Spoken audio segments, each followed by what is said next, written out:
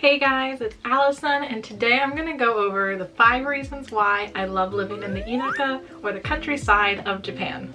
So when I applied for the JET program, I only checked rural. I did not check urban or even suburban, I think, because I really wanted to live in the countryside. So before, I had studied abroad in high school and college. One time I lived in the inaka, one time I lived near Tokyo. So I had a pretty good idea about which each entailed and what were the good points of each, and I really thought that the rural place was where I should be. And I was right, it's great. But if you do want to go to Tokyo or a city, I don't think that's anything to feel ashamed about, because they're both Japan in the end. You know, there is no real Japan. They are going to be different experiences, they have different lifestyles, they have different things to offer. And I don't think neither is necessarily better than the other. So let's go over the 5 reasons why I love living in the inaka of Japan. So one of the reasons I really loved where I lived was how beautiful the nature was. Just driving to school in the morning, it made me feel like I was in the Hidden Mist village in Naruto or something like that, because it was just so beautiful.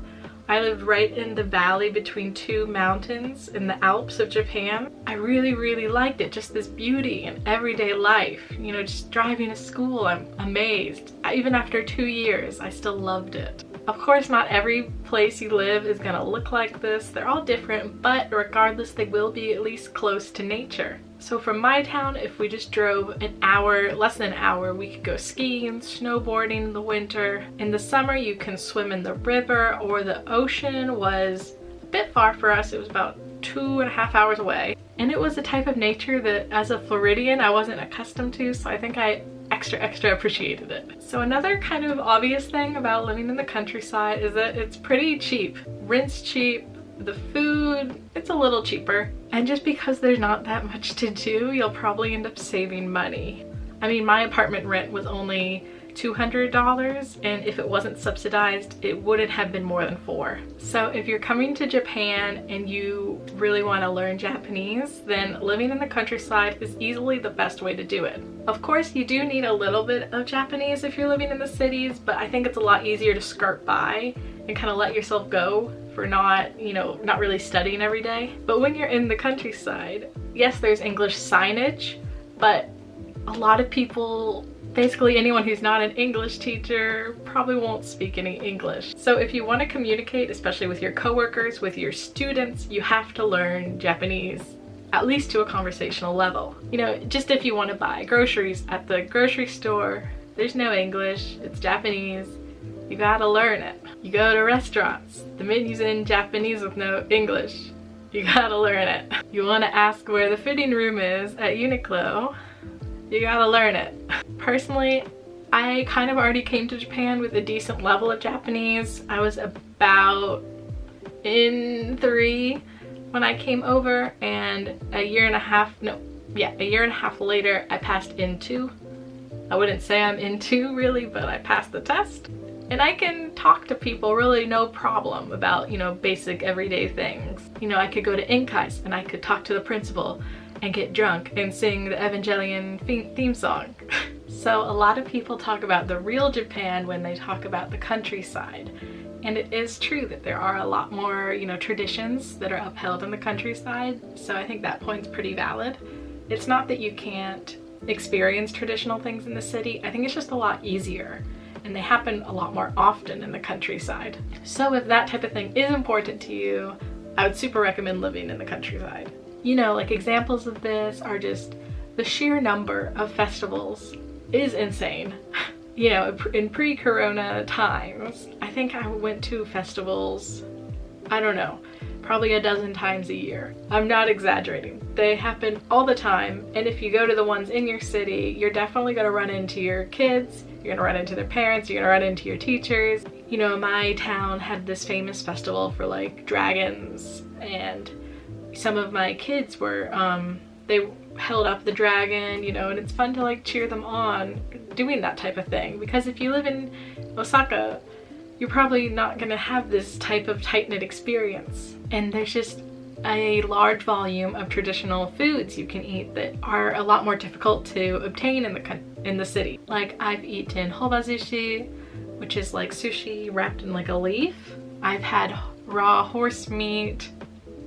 And you know, I would just be invited to dinner with my friends or even my teachers' families, you know, and they'd cook like some amazing Japanese meal that there's no way I could make that on my own. You know, it would never taste the same. I mean, really just the way of living is a lot more simple. It's really hard to describe how you're exposed to the culture. You just are. You can feel it a lot more around you. The buildings that you pass are going to be a lot more traditional style. Maybe they're machiya. And yeah, there's like a ton of temples and shrines, even in Tokyo. But, you know, in the countryside, there's just an insane amount for how many people live there. You know, I can't go down a single street without seeing something, even if it's just like a little thing in the corner with, you know, a little tray. There's examples of just tradition and culture everywhere you go. And visiting the countryside isn't quite the same as living in it, so you'll never really get the same feeling, I think. Okay, so maybe one of the best parts of the countryside is that it's quite easy to just kind of fit in with the locals. Of course, you're never gonna really fit in, but they accept you quite easily, I think. They accept that you are different and that you want to, you know, learn about Japan, because that's why you're here. They know that. You know that, I hope. And they'll offer you and create opportunities to get you involved in ways that you never would be able to do on your own. And everyone is just so nice. Like, no one is mean. No one was ever mean to me. Maybe, you know, a few like old ladies are a little snippy, but that's everywhere in the world. And connecting with the kids is so easy, I think. You know, one of the famous coffee shops in town was run by one of my students' parents, you know, and one day I went in and he's like, "Oh, you teach my son. He just told me that the other day." And then, you know, I go to school the next day and I'm like, "Hey, I talked to your dad." You know, these things, they're so rare to happen in the city. You know, it's almost impossible. But in the countryside, it's so normal. And people really take to you quite easily, I think. And they want to make you feel at home. They want to make you feel comfortable. So like I said earlier, they invite you to things that, you know, you wouldn't get this opportunity in the city easily. You know, I participated in carrying one of the mikoshi for the shrines. That was a lot harder than it looks. It's quite heavy, and they're literally spraying beer everywhere. Like, they crush the cans and drip it over your head. I would go to, you know, hiking guides that the students would lead in English because they're practicing for foreign visitors. And, you know, I just go to the onsen, and one of my students' parents worked there, and they're like, "Oh, are you Ali sensei?" And it's like, "Yeah." Or maybe they'll invite you to taiko class if you want to learn how to, you know, do the taiko drumming. There's just a lot more opportunities out there than you think. You might not have all the opportunities you necessarily want, but there's gonna be plenty of things for you to do and get involved with everyone. Like, on my last day of school, I actually cried.